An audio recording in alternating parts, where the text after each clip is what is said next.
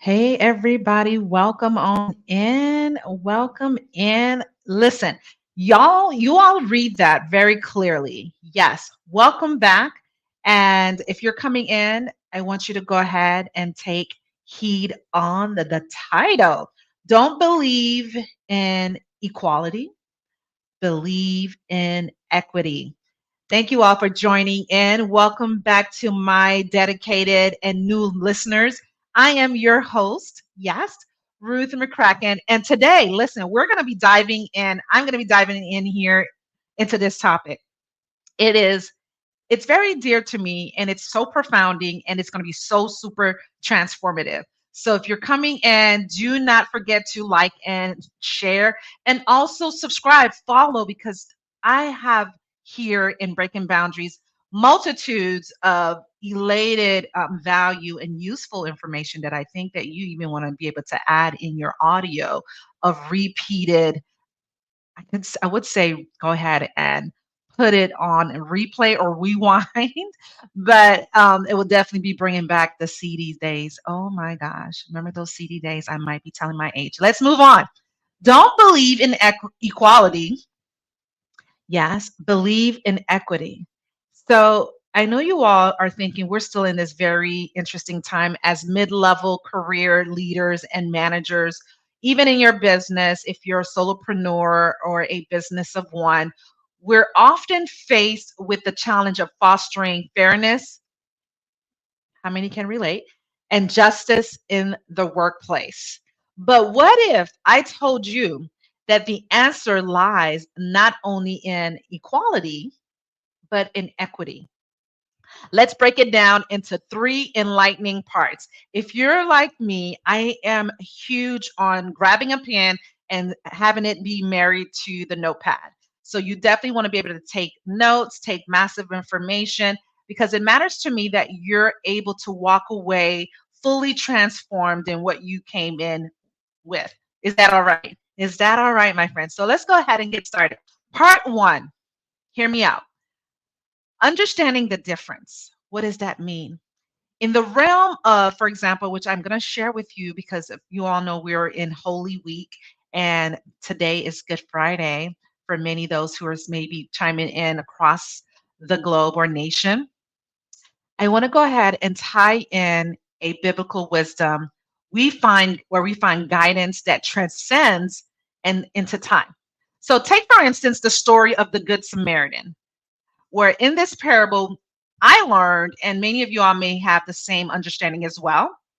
This is my perspective of it in the story that the Samaritan didn't merely treat the injured man equally. He by chance wanted above and beyond providing. Yes, who you know can relate that goes above and beyond than just providing exactly what was actually necessary or what was needed in order to restore him into good wealth or good health in this instance. So this illustrates the essence, my friend, of providing basically equity, meeting individuals as to where they are, right? And providing what they need to thrive. How many of you all go above and beyond in your businesses? How many of you all go above and beyond with your team, with your families, as well as your organization? I want you to be able to listen to this very carefully because it's something that I want you to go ahead and take activity and take action right away. Reflect on instances where treating everyone equally may inadvertently perpetuate inequality. Let me explain. How can you adjust your approach to ensure fairness, basically, and justice for all? Let's go ahead and take action. Let me know if you're wanting to know, well, how are you going to do that, Ruth? How are we going to unfold and making sure that we're basically seeing each other at the same level of weighing the same when it comes to equity. So identify one area in your leadership where a more equitable approach could be implemented. For example, develop a plan to address this area and communicate it with your team. It's always good to know what ways can you strategize, what ways can you be more proactive, what ways, most importantly, can we be more fair. Part two, implement equity in leadership. Now, as a leader and even as managers, let me know in the comments where tasked with basically creating environments where every individual has the opportunity to what? Flourish. It's not about pushing numbers, pushing products or sales, and making sure that we're meeting each quota or the goals for the organization. I want you to be able to know that in Galatians, there's a story where basically carry each other's burdens. How many of you all find that you're carrying a lot more than just what you maybe can eat or chew, right? This speaks directly to principles of equity. It's not enough to distribute resources in equally. However, true leaders involve shouldering the burdens of those who need extra support and doing it with human compassion, human awareness, and obviously, yes, set some boundaries because this is the name of the podcast, breaking boundaries, letting your voice be heard in a very holistic way. I want to be able to share this story with you, and I want you to imagine a team where maybe one member is struggling with personal issues, and oftentimes we may come across this more common than normal, right? Where it's affecting their performance. What do you do when their outside incidents is now weathering into the reality of the workplace? Instead of reprimanding them equally as you might with others, consider maybe offering support and understanding tailored to their what circumstances or situations. This act of equity, my friend, can foster loyalty and trust within your team.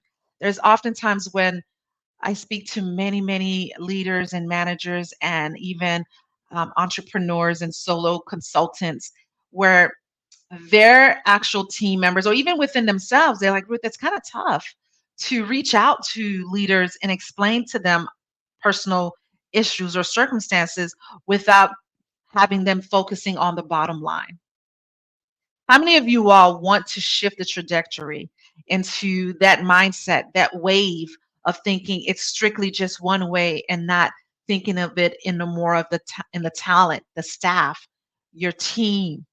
Does it matter to you that yes, you want your company to soar. Yes, you want your company to be prosperous, but even better, wouldn't it be even greater to have your team, your staff, your talents to also be in prosperity, to also be looked upon in the same equity as you look upon within our businesses? Yes or yes?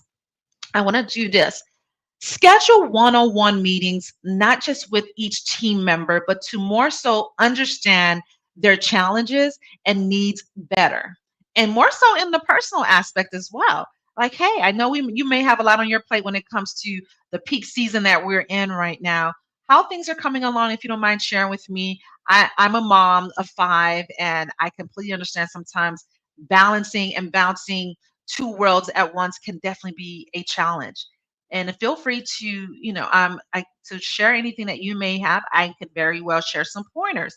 Invite your story to be a way of an olive branch to them, to be able to lower down their guard and saying, oh, my manager or my leader is now bringing the human competency part into our relationship, into our business.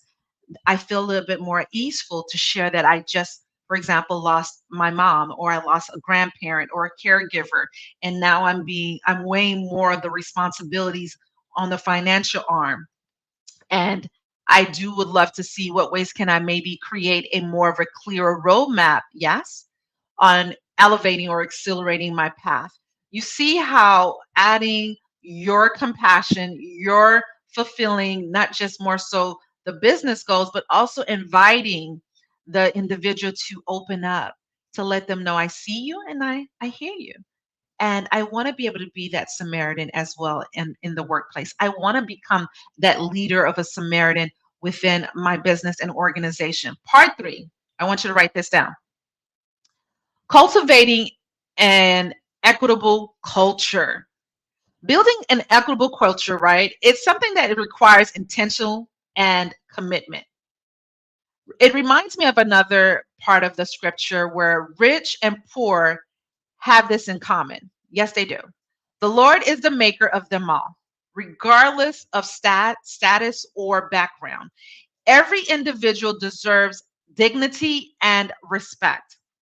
You can find this in Proverbs 22 and 2, where you want to be able, no matter of your level of financial status, whether you're mid class, poor class, or upper class, you want to find a happy medium as leaders. It's our responsibility to ensure that this truth of permeates every aspect of our organizations. Let me know if you agree.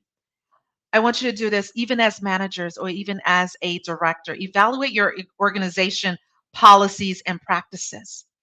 How are you all performing when it comes to the development of your staff and your talent? How are you all including ways to balance work life balance in a very harmony way? Now, are there areas where certain groups may be disadvantaged in the organization? How can you adjust these systems to promote equity and inclusivity? So, how are you including and how are you inviting other parts of the business and departments to be involved into this equity level of frame that you're looking to develop? This is what I would challenge you all to do as leaders. Conduct a comprehensive review of your organization. We talked about that earlier, but let's go even further by diving in on how can I co-create with my peers? How do I identify that is this really working for us? Is this an area where I see that the comprehensive review of conduct, we want to be able to conduct it, but is it alone or are you involving and collaborating and contributing other assets or other leaders within the practice? Identify areas where inequities, yes, may exist. Oftentimes people say, well, Ruth, I'm pretty much doing the same type of work that I'm doing with my manager, but the equity is not matching.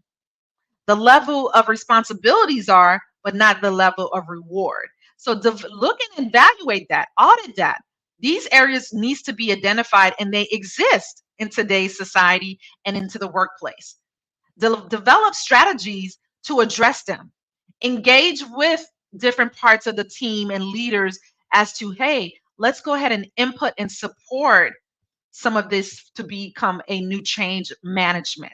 Now, let me know if this is something that you're willing to give yourself permission and opportunity to say, you know what, Ruth, enough is enough. You're right. I don't want to just believe that equality is it, but believe it in an equity way. How are we weighing that up? How are we elevating equity in our current standards when it comes to our development of our business and also development of our talent and even in your life today? How are you weighing your equity? How are you up leveling your standards? Let me know if this is helpful. Do you find this is definitely giving you a great more awareness or maybe a reminder? Yes, a great reminder. As you go about your leadership journey, I want you to remember this. Believe in equity doesn't mean disregarding fairness. Rather, it's about recognizing and addressing the unique needs of each individual. Yes. So I leave you with this question. How will you champion equity in your sphere of influence? How are you gonna do that? How will you champion that today? I want you to remember it's not just about breaking boundaries, my friend. It's about building bridges to a brighter future for all. It's not one just picking up a crab and just grabbing ones left in the bucket. We're wanting to see humanity jump together as a union. Now, let me know that you are wanting to go ahead and go back. If you're just jumping in and just catching the tail end of this, you may want to go back and hit the replay. In fact, you're going to I'm going to encourage you to go ahead and like and share and let this be something that you're wanting to promote. Let this be something that you're wanting to activate in your workplace, in your business, and within yourself, in myself as well. It matters that we believe that equality it definitely exists, but believe it in a sense of equity. Okay, my friends, Until next time, stay empowered and keep breaking those